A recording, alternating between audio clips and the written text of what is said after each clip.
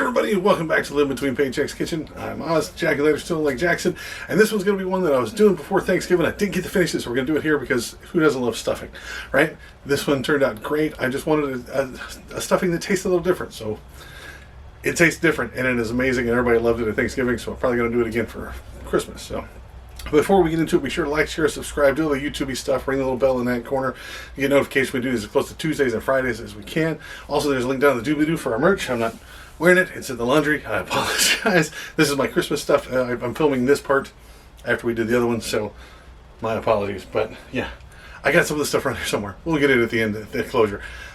Let's just get into the food. All right, so a lot of stuff here. You're going to need a pound of this raw shrimp. You're going to want to thaw it out as best you can. You're going to need a loaf of bread. Get it from any bakery in any grocery store. You're good. You want some garlic. Either cut it yourself or get the minced stuff. Now, this Vermont curry, this is the important stuff. This is one of the best ones you can get. You can get it in mild, so it's not so bad. You want some celery. I don't have my bell pepper pictured here for some reason. And a stick of butter. So, and then onion. You can either cut one onion up or you can use 1 cup of the chopped onion there. I'm going to use that because I have friends that are allergic. You're going to want 1 jalapeno or this jalapeno puree. I'm not showing you the jalapeno because I forgot. Parsley and then rosemary, and then I got, what is that, thyme, and then sage is here someplace. It's right over here. Yep, parsley, sage, rosemary, thyme. Set that up and sing about the shirt or whatever you're going to do. A little salt. This is just the taste. That's up to you. And the curry powder if you want a little kick. But the Vermont curry works out really well. But just if you want to add a little bit of extra, and you want 4 cups of the chicken broth, okay? Sorry I left out the 1 stick of butter and the bell pepper. I don't know why they're not on the table here, counter, but we'll get into that. First things first, you want to let your bread sit out. Now this could take you a couple days to think about it. I've had this about 2 days. It's going to be a little stiff on the outside, but still soft in the middle. So what you want to do is get you a tin or something and tear it up. Small pieces. I thought I had the video going. I'm sorry I did not. Just tear it into this and let it dry for a night or two. If you got bugs, be sure to cover it. And if you need it any faster than that, go ahead and put your oven on the lowest setting and let it sit in there for an hour and it'll draw it. Dry it out. That's the term I'm looking for. So make sure your shrimp are nice and thawed. Get it rinsed off of the water a little bit. Get you half a cup of water, and you want to let it start warming up. Okay, go ahead and put your shrimp in there. It doesn't have to be at a boil, right? Just getting warm, getting to that point. But you want to set it in there between 2 and 4 minutes, and it'll start turning pink. You don't want to leave it in too long; it'll get all rubbery. So just go ahead and get those out. Strain them, drain them. Don't rinse them. And now the biggest part is you want to take the skin, the legs, and the tail off. Okay, the number 1 rule, the biggest no-no you can have is leaving a tail, legs, or skin on a shrimp when you're making a shrimp dish. All right, especially this one. We're going to be doing a lot of cut it up, and that skin is horrible. Whatever. So just take it, put it in a pot, do all the rest of it. That's the most time-consuming thing we have. The shrimp skins and tails, you're going to throw these out and take them to the trash as best you can, or get rid of them because your house will smell horrible. Now that you get your shrimp all cleaned up, ready to go, get you a nice sharp knife. Shout out to Andy. Thank you very much. And you want to cut this down a little bit. Okay. Yeah, you can leave them big into the big pieces. That's absolutely up to you. But you just want to cut these down. And since I'm serving quite a few people with it, I'm going to go ahead and cut it quite a bit with my knife here. Just get creative. Don't have to be a professional. Remember, we are just broke dudes making the shrimp stuff. You get that off to the side. Get your stick of butter and your bell pepper. Ooh, bump my camera around a little bit. So you need to clean all your vegetables, right, and get your butter ready. So now we got all this done. We're going to go ahead and prep our vegetables. The 2 stalks thing. Remember, the jalapeno is optional. And then the bell pepper you want to add just because you can.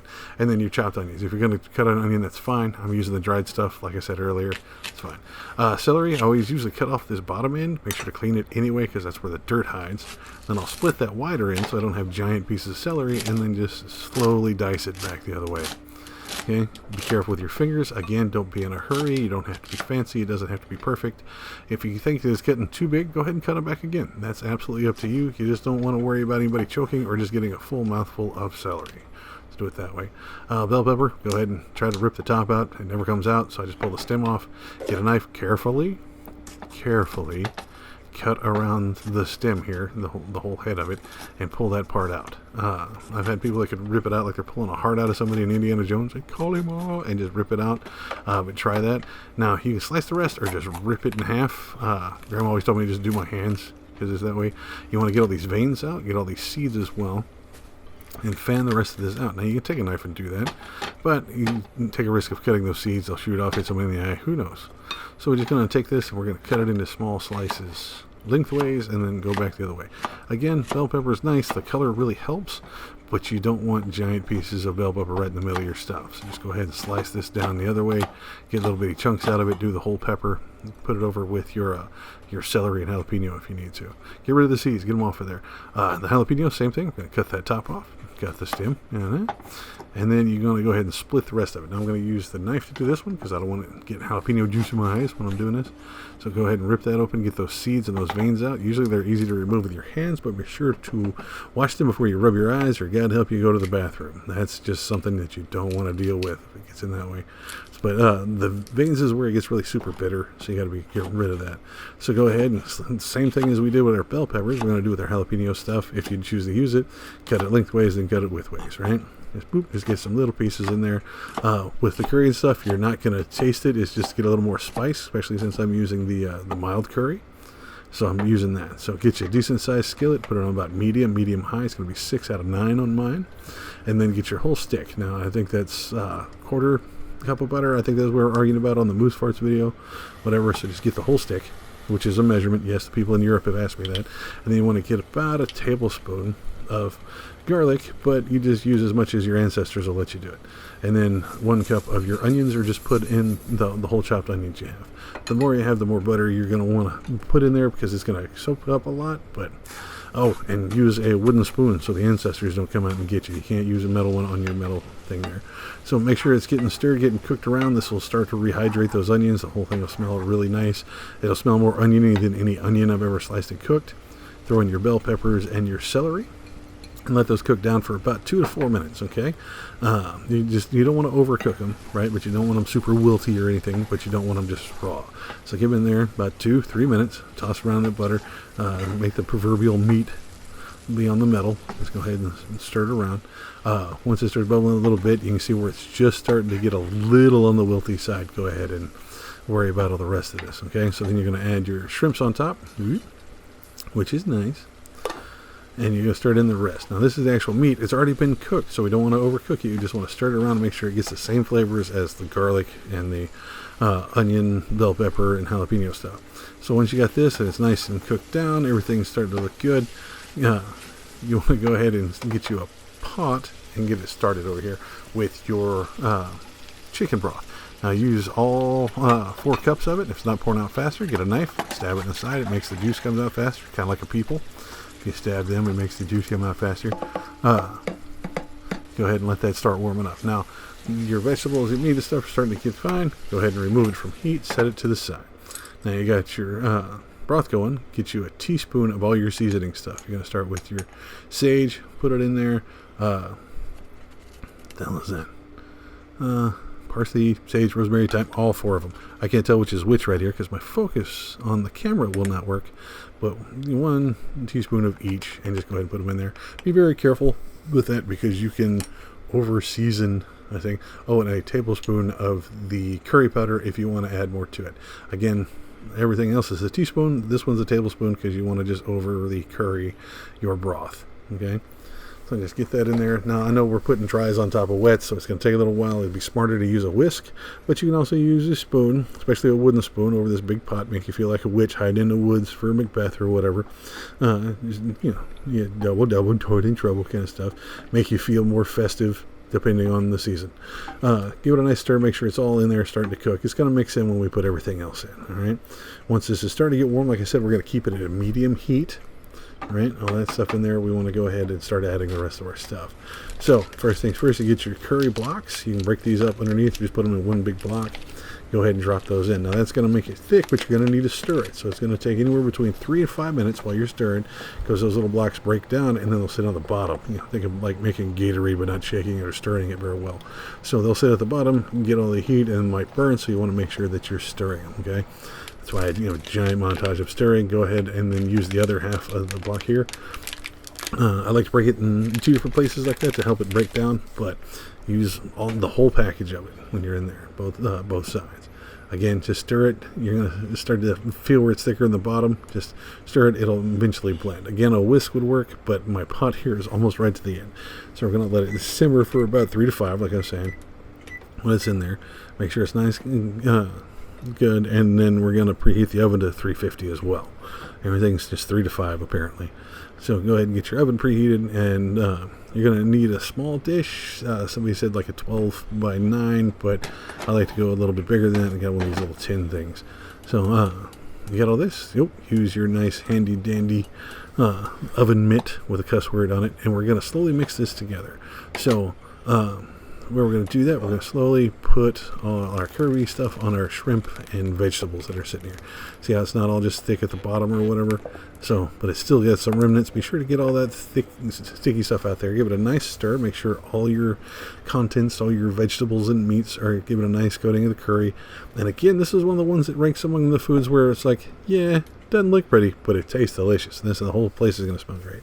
So get you a decent size bowl, and we're going to put a part of our bread crumbs that we got out there, that our bread loaf that we tore up a little bit. You can tear them up smaller. I don't realize that I made them so big, but you're going to put just a little bit of our curry and food mix in the bread and then stir it. We're going to slowly just stir that in, because if we just take it and dump it at once, there's going to be a lot of like dry bread that's not going to get coated. Right? So I like to get in here, make sure all my bread gets coated, and then just add a little more back and forth so you get all of it. That way, that's the trick to getting everything coated with the curry or your dressing or whatever you're going to do, is not leaving that bread to get dry. I've never been a fan of like a dry dressing or stuffing. So yeah, I want to try this in a bird. I want to try it next time. So yeah, just keep it until you get all of it in there. Get it nice and coated. See, your oven should be preheating anytime now, so that should be set. So we're going to get this in here, get it nice and stirred up. See, it kind of looks goopy, but it smells amazing. Make sure my burners aren't hot again. Set to the side. Ta-da!